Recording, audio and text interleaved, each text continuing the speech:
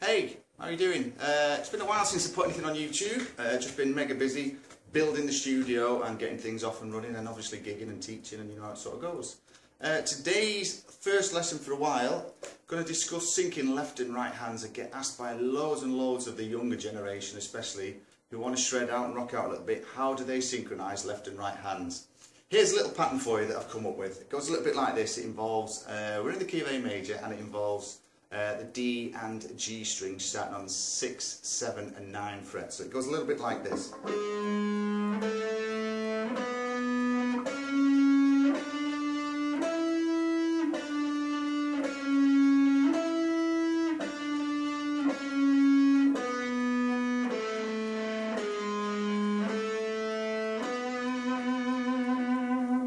16 notes. Okay, now it's a great little workout for the first, second and fourth fingers. This is. You can actually move it onto the first, third and fourth fingers as well. I'll show you that in a few seconds. But what I'm also going to touch on is the correct way to learn this. There's a zillion videos on YouTube and nobody really tells you the correct way to practice these things. To build your speed, they just say, there you go, there's the notes, there's the phrase, get on with it, and hopefully you'll get it right.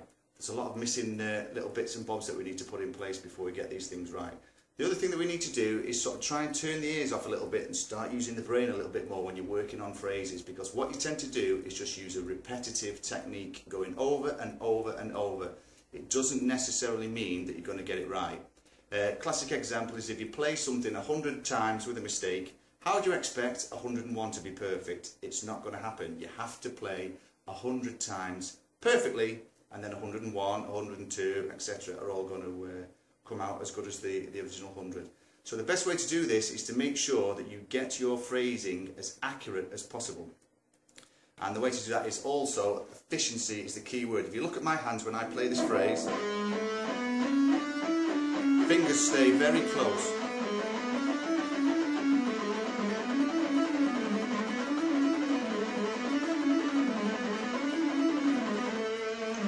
Fingers stay very close to the frets. Don't lift your fingers more than a centimetre.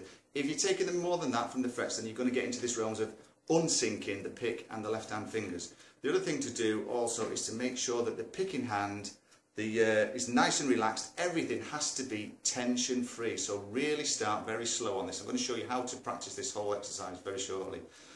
What you have to do also is make sure I'm using a pick which is a Jim Dunlop big stubby 3mm thick. Now this pick is solid, it just stays where it is, and I just like these. I just think that they just do the job what I'm looking for, and it works great for me. You can get them all over eBay, matter of pence really if you shop about.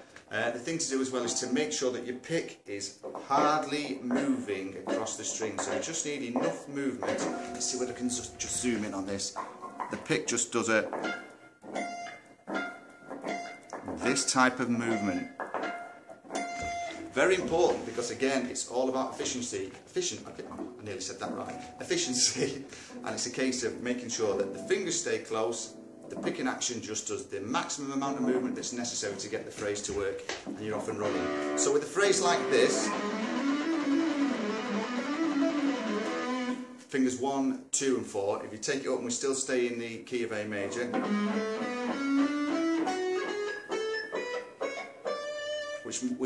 which means we move to 7, 9 and 10 on the B and the E strings. We can do the same thing with fingers 1, 3, 4.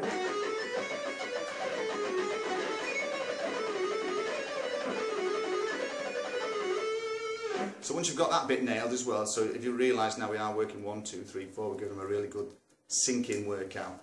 You can apply both phrases together and you get a nice little run that's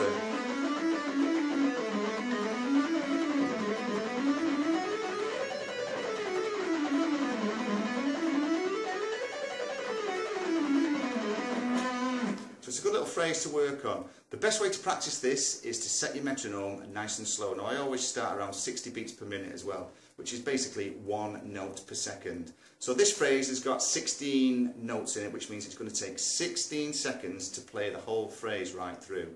Now I've got this theory that I think you need to practice something the minimum of approximately 100 repetitions perfectly before you start to get any serious muscle memory. So you've got to focus on being tension free work on this nice steady exercise. So if I set the metronome to 60, it goes a little bit like this.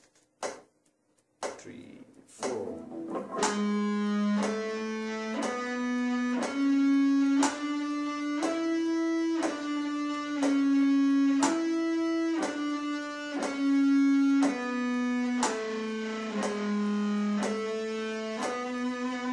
Okay, 16 seconds that takes, so that's approximately 4 a minute. So what we're looking at is trying to get up to 100 on that, so that means you have to practice that at 60 beats a minute for 25 minutes. 25 times 4 is going to get you up to your 100 repetitions. Then, just have a little break, just let the fingers absorb it, do the same thing the next day, and the next day, and the next day, and then eventually just try and push the speed a little bit. If it moves out, you'll find that you're off and running, and you can up the tempo of the metronome and gradually increase, but the most important thing is to stay tension free and small pick movements, and then just gradually build up this muscle memory, this skill, by being tension free, of doing 60 beats per minute, 25 minutes on this one riff alone. So if you're going to do it on the 1, 2, 4, 25 minutes. If you're going to do it on the 1, 3, 4 fingers, another 25 minutes. This is the big thing that I see with a lot of people. They think that 3, 4, 5 minutes practice on a riff is going to get you into mega speed land. It's not going to happen. You've got to put the time in, and you've got to do it the right way. So I'll just show you the riff one more time. Here we go. Small pick movement.